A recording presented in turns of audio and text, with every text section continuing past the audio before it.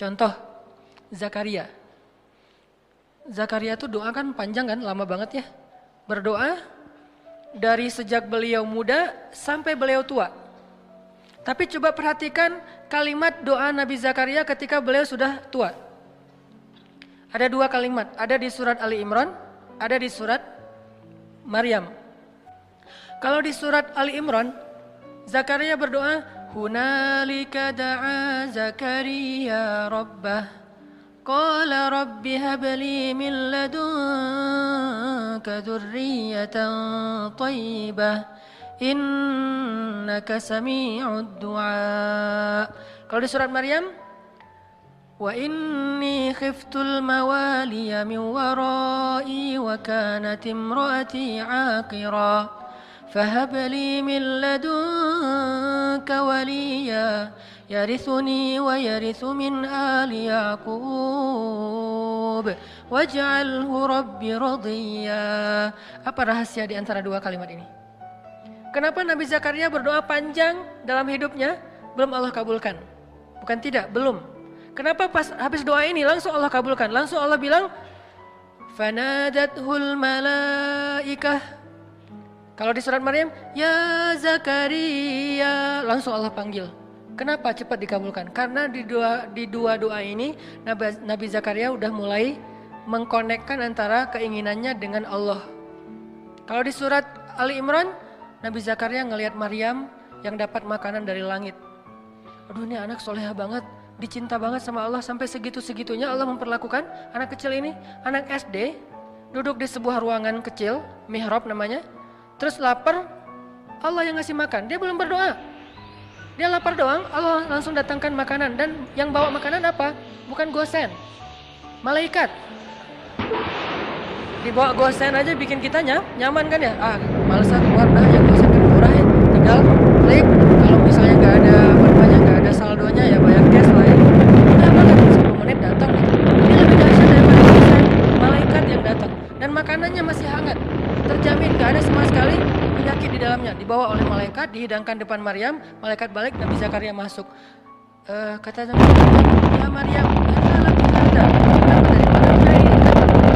Paman belum kirimkan, ini baru paman bawa. Kata Maryam, huwa min indillah, Allah yang kirim. Anak SD ngomong gitu. Ada gak anak SD sekarang? Dek, dapat dari mana? Allah yang kirim om. Wah, itu soleha banget kan? Tingkat dewa tuh luar biasa. Allah yang kirim. Ya memang gak ada lagi. Emang adanya cuma di zaman itu. Maryam sampai bilang, dari Allah paman, Allah yang kirim. Dan Allah bukan hanya ngomong Allah yang kirim, sampai ceramahin Zakaria.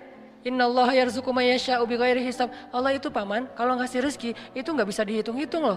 Bin haitsu la yahtasib. Oh iya. Jadi Zakaria dapat taklim dari Maryam. Cuma nanya satu hal tapi dapat ilmu lebih dari yang dia tanya. Ya Maryam, anna laki hadza, kamu dapat dari mana Maryam? Huwa min indillah, innallaha yarzuqu may yasha bighairi hisab. Ini dari Allah, Allah yang kirim. Allah itu memberi rezeki kepada hambanya, dan Allah kalau udah ngasih rezeki gak bisa ditebak-tebak dari mana caranya. Itu kata-kata Maryam. Kagum Zakaria. Duh, pengen sesoleha ini. Itu berarti ada hubungannya dengan Allah, sesoleha ini, soleh. Baru hunalika, saat itu juga di sana Zakaria berdoa, Rabbi habli min ladunka dzurriyyatan thayyibah. Kayak gitu ya Allah, saya pengen kayak gitu. Langsung Allah kirim malaikat, katakan ke Zakaria dia akan punya anak persis kayak Maryam, tapi namanya jenis kelaminnya laki-laki, namanya Yahya. Kalau di surat Maryam, apa doa Zakaria? Wa inni khiftul mawali min warai wa kanat imraati aqira. Ya Allah, dakwah saya nanti siapa yang kalau saya gak punya anak, itu intinya. Jadi pengen punya anak bukan sekedar pengen lucu-lucuan, pengen ada qurrata ayun, penyejuk hati apa, pengen bangga-banggaan anak saya sarjana, anak saya apa segala macam, bukan. Pengen punya anak karena pengen ada yang nerusin dakwah beliau. Karena ada hubungannya dengan Allah kan? Berarti melibatkan Allah dalam permintaannya. Wa inni khiftul mawali wa kanat imraati aqira fahab li min ladunka waliya. Bukan walada, bukan waliyan. Apa beda waladan dengan waliyan? Waladan cuma anak, waliyan penerus. beri saya seorang anak yang meneruskan perjuangan saya, dakwah saya, pengajaran saya, taklim saya di Masjidil Aqsa. Yarithuni, tuh ada lagi kalimat penjelasnya. Yarithuni wa yarithu min ali Yaqub waj'alhu rabbi radiyya. Yang mewarisi perjuangan aku, mewarisi perjuangan dari keturunan Yakub dengan keturunan yang luar biasa, orang-orang soleh semua. Maka jadikan dia anak yang Engkau ridhai ya Allah. Langsung Allah ketika dengar kalimat ini, ya Zakaria, langsung dipanggil sama Allah. Itu cara kalau kita pengen dapat kejutan dari Allah. Libatkan Allah dengan niat. Caranya, coba cari apa hubungannya antara maunya kita dengan Allah. Antara proyek kita dengan Allah. Antara usaha kita dengan Allah. Antara permintaan kita, life goals kita dengan Allah. Kalau nggak ada hubungannya, kita disuruh jalan sendiri. Tapi kalau ada hubungannya, Allah akan support kita. Ya Zakaria, langsung Allah panggil. Inna nubashiruka bi ghulam. Bahagialah wahai Zakaria, berbahagialah, kamu akan punya anak. Ismuhu Yahya, lam naj'al lahu min qablu samiyya. وآتيناه الحكم صبيا وحنانا من لدنا وزكاة وكان تقيا وبرا بوالديه ولم يكن جبارا عصيا وسلام عليه يوم ولدا ويوم يموت ويوم يبعث حيا. Spesifik, luar biasa nih. Dikasih dengan spesifik yang istimewa, bukan cuma nih anak laki-laki yang kamu minta, enggak. Allah langsung kasih tahu anak itu kayak gimana. Anaknya cerdas, anaknya soleh, anaknya terjaga, anaknya nggak pernah nggak pernah emosian, anaknya nggak pernah baperan, nggak pernah durhaka, nggak gini. Baik banget. Kalau di surat Ali Imran dia siddiqan wa hasuran wa nabiyan, musaddiqan wa hasuran wa nabiyan, anak yang meneruskan perjuangan dakwah, anak yang hasur, menjaga kehormatan, anak yang nabiyan, menyampaikan kebenaran. Ini luar biasa. Kenapa? Karena Zakaria mengaitkan keinginannya dengan Allah. Jadi kalau kita punya satu keinginan, punya satu, bahkan mungkin bukan hope tapi wish, sesuatu yang kadang-kadang kayak nggak kebayang kita bisa nggak sih? Nggak masalah, make a wish, kita bikin sebuah harapan yang menurut kita mungkin gak susah diwujudkan, tapi ketika sebuah harapan yang kita anggap sesuatu yang gak mungkin dilibatkannya kepada Allah, apa sih yang gak mungkin buat Allah? Apa sih yang sulit buat Allah? Bukankah semuanya itu ada dalam pengaturan Allah? Biyadihil mulk. Arti biyadihil mulk, semuanya itu dalam kekuasaan Allah Subhanahu wa taala. Terserah Allah mau diapain, caranya di sini. Faman kanat hijratuhu ilallahi wa rasulih, fa hijratuhu ilallahi wa rasulih. Akhirnya para sahabat yang berhijrah dalam konteks hijrah, berhijrah meniatkan karena Allah. Contohnya, misalnya ada yang berhijrah seorang diri, seperti Suhaib Ar-Rumi, banyak sahabat yang hijrah seorang diri. Beda sama Umar ya. Kalau Umar kan hijrahnya posting ya. Sebelum hijrah posting dulu. Captionnya, ahli Mekah, orang-orang Mekah. Dia mention satu persatu. @Abu Jahal, @Abu Sufyan, satu-satu di mention sama Umar. Terus terakhir pakai hashtag ahli Makkah, ya ahla Makkah, ya ma'syara Quraisy, ya Aba Jahal, ya Aba Sufyan, ya banyak banget. Ya itu kan ya, bahasa Arabnya ya, bahasa Instagramnya . Setelah dimention satu-satu dia bilang apa? Fa'lamu anni muhajir, ketahuilah kalian gua pengen hijrah. Hijrahnya tuh dikapitalin lagi tuh, gede tulisannya biar orang tahu kalau dia mau hijrah. Terus di bold, saya mau hijrah. Siapa yang pengen istrinya jadi janda, anaknya jadi yatim, tunggu saya di balik bukit itu. Ditunjukin Sherlock bukit mana yang disuruh tungguin. Saking spesifiknya Umar bin Khattab, nggak ada yang berani nungguin Umar. Tapi pertanyaan saya, ini mungkin pertanyaan penasaran, kenapa Nabi nggak hijrah bareng Umar aja kalau kayak gitu? Kan hijrah bareng Umar aman banget kan ya? Kata Umar, orang Mekah, gua mau hijrah bareng Rasulullah, ada yang berani nungguin nggak? Siapa yang mau istrinya jadi janda, anaknya jadi yatim, tunggu kami, saya dan Rasulullah di belakang bukit. Kan aman tuh hijrahnya. Kenapa Nabi nggak hijrah bareng Umar aja sih, biar gampang, nggak ada adegan Surakoh, nggak ada adegan sembunyi dalam gua Thur, nggak ada adegan diikat talinya oleh anaknya Abu Bakar, Asma binti Abu Bakar. Kan nggak ada adegan-adegan yang sulit. Nggak ada adegan Ali harus tidur di tempat tidurnya Nabi. Kenapa? Hijrahnya dikawal sama Umar bareng dengan Hamzah, dua petarung Mekah yang disegani, nggak ada yang berani sama dua orang ini nih. Di depan Umar, di belakang Hamzah. Siapa yang berani mencegat sebuah karavan manusia yang di depannya Umar, di belakangnya Hamzah? Nggak ada yang berani. Buktinya pas di Mekah mereka lagi demo, kan mereka pernah demo di Mekah. Awal-awal Umar masuk Islam dengan Hamzah kan demo kan. Langsung demonya apa? Demonya dengan keluar dan mengatakan La ilaha illallah Muhammadar Rasulullah, La ilaha illallah Muhammadar Rasulullah, keliling Mekah, keliling Ka'bah. Demo rame-rame, di depannya Umar, di belakangnya Hamzah. Kata Abu Jahal, kalau orang yang seperti ini, kalau demo seperti ini, nggak ada yang berani mendekat. Di depannya Umar, di belakangnya Hamzah. Kalau enggak bakalan habis tuh. Kenapa Nabi nggak hijrah dengan cara kayak gitu aja? Kenapa hijrahnya pakai orang yang paling lemah fisiknya, paling lemah kaumnya, paling miskin hartanya? Abu Bakar itu orang kaya tapi udah jatuh miskin waktu itu. Ini artinya Allah pengen ngajarin kita tentang hijrah biar Allah aja yang terlibat. Bukan Umar, bukan Utsman yang kaya, bukan Hamzah, bukan siapapun. Makanya yang ngebantu Nabi dalam hijrah itu Allah langsung. La tahzan innallaha ma'ana. Bukan inna Umara ma'ana. Inna Hamzah ma'ana. Inna Utsman ma'ana. Inna qaumana ma'ana. Bukan. Di situ Allah ngajarin kepada kita lewat adegan Rasul, hijrah. Kalau kita melibatkan Allah, hijrah kita lebih aman daripada melibatkan manusia. Seandainya mau dengan logika kita, pasti Nabi akan hijrahnya bareng Umar. Umar tunggu dong, hijrahnya bareng.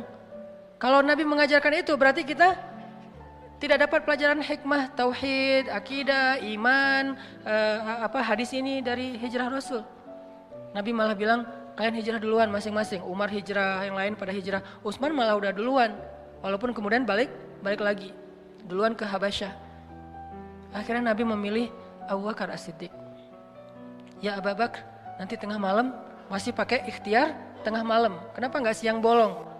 Kalau siang bolong konyol namanya. Tapi kan Nabi nggak akan dibunuh. Kalau Nabi nggak akan dibunuh, tapi kalau kita niru Nabi, kita akan dibunuh.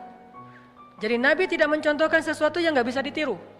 Nabi mencontohkan sesuatu yang bisa ditiru oleh umatnya. Kalau beliau gampang, beliau punya mukjizat.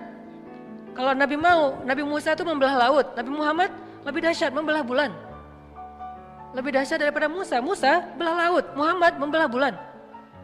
Sulaiman menguasai jin, Muhammad mengislamkan jin. Sulaiman jin dikuasai tapi tidak masuk agama Hanif. Ketika Sulaiman wafat, jin kufur lagi gitu kan. Tapi Muhammad mengislamkan jin. Lebih dahsyat, semua mukjizat para nabi terkumpul kepada Rasulullah SAW. Jadi kalau Nabi mau, nggak usah pikir strategi lah apa segala macam. Kenapa pengen hijrahnya ke Madinah tapi malah jalannya menjauh dari Madinah ke Gua Thur? Malah sembunyi di sebuah lubang kecil. Kenapa nggak terang-terangan aja kayak Umar? Karena kalau Nabi melakukan itu, lalu kita meniru, kita akan mati konyol. Karena kita nggak punya mukjizat. Sehingga Nabi mencontohkan sesuatu yang bisa kita tiru sebagai manusia biasa. Beliau nggak egois, gue kan punya mujizat, ngapain sih gentar-gentar takut-takut amat, udah biasa aja kali, ntar Allah juga pasti nolong. Gak mungkin Allah membiarkan nabinya dicelakai oleh musuh-musuhnya. Ya, tapi umatnya, sehingga Nabi contohkan, kalau saya contohkan ke gini, kasihan umat saya, nanti gak bisa niru. Kalau mereka tiru yang ini, habis mereka. Sehingga saya contohkan sesuatu yang kalau mereka tiru, mereka aman. Caranya berstrategi lah, caranya pakai taktik, caranya bersiasat, dan seterusnya. Dipilih Abu Bakar. Tapi kalau pakai Umar, nggak ada pelajaran akidah. Makanya Nabi memberi banyak pelajaran dalam hijrah. Hijrah dengan Abu Bakar.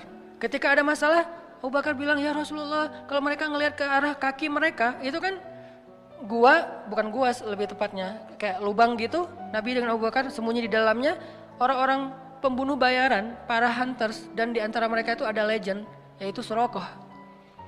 Paling legend lah dalam membaca jejak. Dia tuh udah terkenal banget. Nggak mungkin lolos dari Suraqah tuh susah banget. Dia bisa ngelihat jejak onta udah berapa lama, hangat atau udah dingin. Ini udah kering atau tidak bekas kakinya onta. Terus di atas onta itu perempuan atau laki-laki, anak kecil atau orang dewasa, meronta-ronta atau normal. Sampai tahu sedetail itu Suraqah. Mereka membaca jejak. Kemana arah mereka ketahuan lah. Padahal Nabi itu udah pakai banyak strategi. Caranya Nabi terus lewat anaknya Abu Bakar dengan pembantunya Abu Bakar untuk nutupin jejak Nabi pakai ternak-ternak. Ketahuan juga tetap, namanya juga Suraqah. Udah berdiri depan gua, Suraqah and the gang, Nabi di dalam sembunyi, apakah Nabi takut? Sama sekali tidak. Nabi waktu itu sama sekali tidak bersembunyi karena takut, lagi ngajarin kita cara sembunyi. Kalau Nabi mau, Nabi tinggal keluar, ada apaan sih? Bisa, gampang buat Nabi. Lo mau gua doain? Kan gak berani mereka, Nabi belum angkat tangan udah pada stroke semuanya tuh.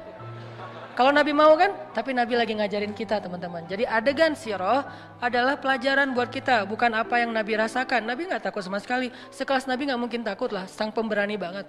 Tapi Nabi pengen ngajarin kita, sembunyi di dalam. Abu Bakar resah, bingung nih mana nih kalau mereka ngeliat ke atas, ke bawah. Mereka udah ngeliat ke atas bukit gak ada, ngeliat ke kanan gak ada, ngeliat ke kiri gak ada, ngeliat ke belakang gak ada. Cuman satu lagi yang gak dilihat ke bawah. Allah tahan pandangan mereka untuk ngelihat ke bawah. Ini cara Allah nolong mereka. Walaupun sebagian ulama bilang ada sarang laba-laba dan merpati, tapi sebagian besar ulama mengatakan tidak. Ini masih perdebatan lah ya, Allahu alam. Yang jelas, yang pasti di antara mereka sepakat, Allah memalingkan mata mereka dari melihat ke bawah. Sehingga Abu Bakar bilang, ya Rasulullah, kalau mereka ngelihat kita ke bawah pasti ketahuan, terus ntar kita gimana ngelawan mereka? Kita nggak bawa senjata, berdua pula, mereka ada lebih dari 20 orang dan semuanya itu petarung. Nabi mengatakan, ya Abu Bakar, ma zannuka bisnain? Ya Abu Bakar, kenapa kamu pikir kita cuma berdua? Ini melibatkan Allah, ini di sini nih. Kenapa kamu pikir kita cuma berdua Abu Bakar? In Allahu salisuhuma, Allah yang ketiga.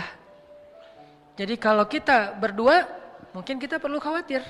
Tapi kalau kita bertiga, la tahzan, innallaha ma'ana. Enggak usah khawatir Abu Bakar, Allah bersama kita. Abu Bakar orang soleh, digituin, ya langsung tenang. Kalau Abu Bakar bilang tapi, pasti ketahuan tuh.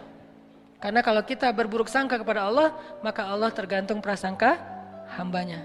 Berhubung Abu Bakar ini as-siddiq, orang yang selalu membenarkan, gak pernah protes, gak pernah membantah, maka ketika Nabi bilang la tahzan innallaha ma'ana, Abu Bakar langsung tenang. Langsung, oh ya innallaha ma'ana, innallaha ma'ana. Ya udah tenang aja.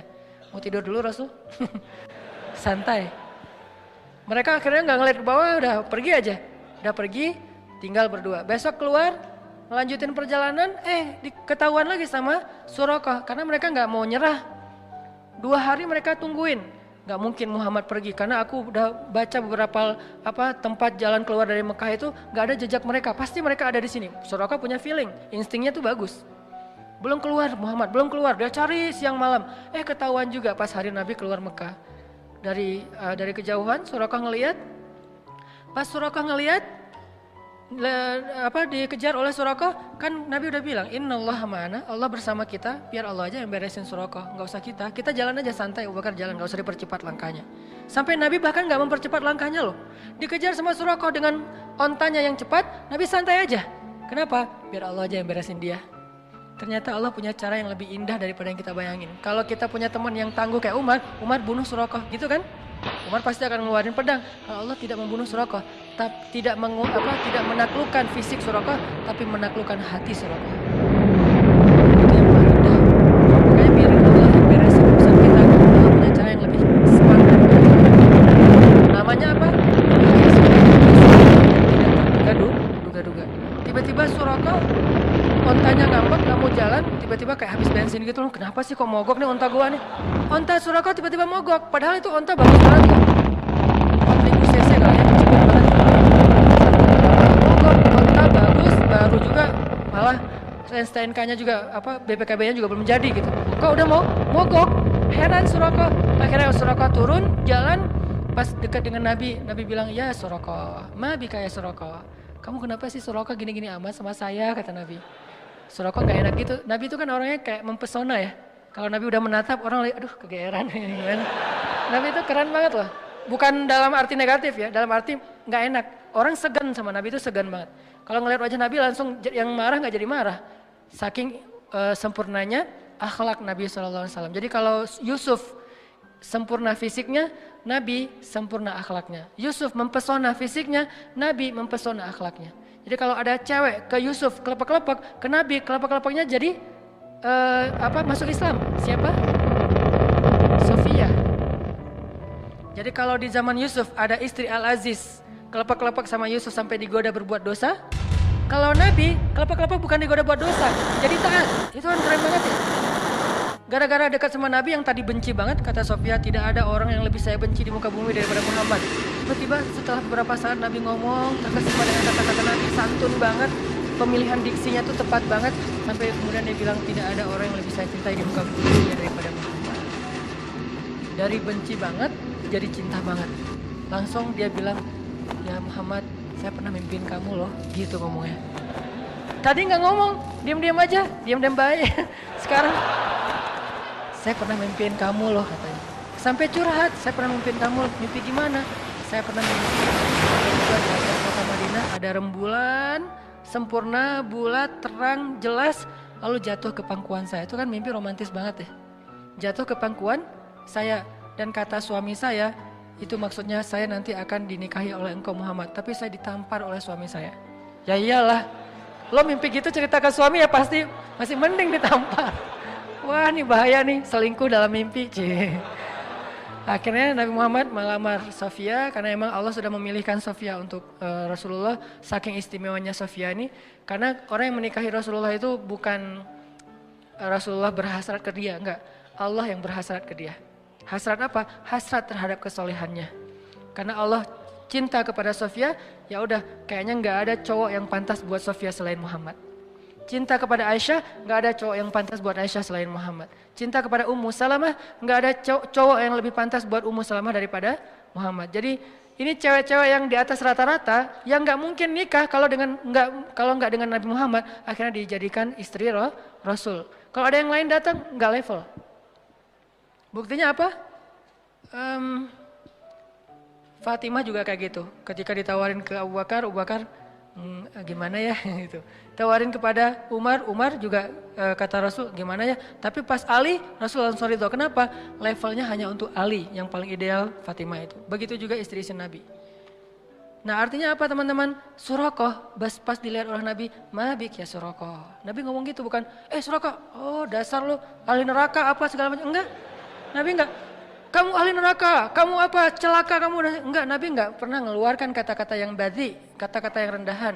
Nabi bilang, mabik ya Surakoh. Surakoh langsung, jadi tadi pakai pedang terus langsung disarungin, disembunyiin belakang jubah gitu. Terus dengerin, Nabi bilang, ya Surakoh, gimana kalau misalnya kamu memakai mahkota dan jubahnya Kisra. Kisra Raja Persia, kata Surakoh. Ya Raja Persia, mau. Coba. Nabi dalam keadaan lemah, baru diusir dari kampungnya, nawarin baju jubah Raja Persia yang gak mungkin didapatkan kecuali menaklukkan negerinya. Kan ini gak make sense ya. Kayak gak logis gitu kan tawarannya. Abu Jahal kemarin nawarin, siapa yang membawa pulang Muhammad hidup atau mati, gua kasih 100 ekor onta. 1 ekor onta kalau onta yang dipakai ke luar negeri harganya 200 juta kali 100 berapa puluh M kan. Dan Abu Jahal punya itu, ada ribuan ekor onta yang dia punya karena orang kaya. Surakoh tiba-tiba lupa dengan tawaran Abu Jahal dan sudah mau Muhammad, saya pakai pakaian jubahnya Raja Persia yaitu Kisra. Kalau gitu caranya saya akan halangi. Apalagi Muhammad, apa yang bisa saya lakukan? Kalau saya dampingin, gak usah, kata Rasulullah. Akhirnya Rasulullah melanjutkan perjalanan. Surakoh kayak tertegun gitu. Loh saya kenapa ya? Kayak habis dihipnotis gitu. Datang nih gengnya Surakoh mau kejar Muhammad.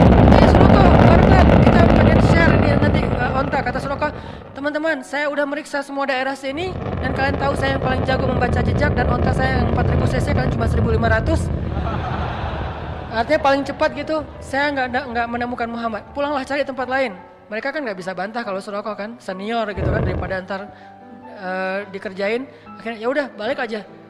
Nabi bisa selamat hanya berjalan berdua dengan Abu Bakar As-Siddiq. Kenapa? Melibatkan Allah thalithuhuma. Ma zannuka bisnain ya Abu Bakar. Kenapa kamu pikir kita cuma berdua Abu Bakar? Allahu thalithuhuma. Allah yang ketiga. Bisa nggak sih kita dalam hidup tuh bilang ke istri, ma zannuki isnain. Kenapa mama bilang kita cuma berdua? Kan ada Allah yang ketiga di antara kita. Kan itu luar biasa ya. Atau istrinya yang ketika suaminya galau, mulai agak khawatir gimana ya dalam pekerjaannya, istrinya bilang, "Pah, ma zannuka bisnain?" Allahu salisuhuma. Catat kalimat ini nanti. Ma zannuka bisnain. Gak bisa Ustaz bahasa Arab. Susah, udah bahasa Indonesia aja. Kenapa papa mikir kita cuma berdua, Pak? Kan Allah yang ketiga.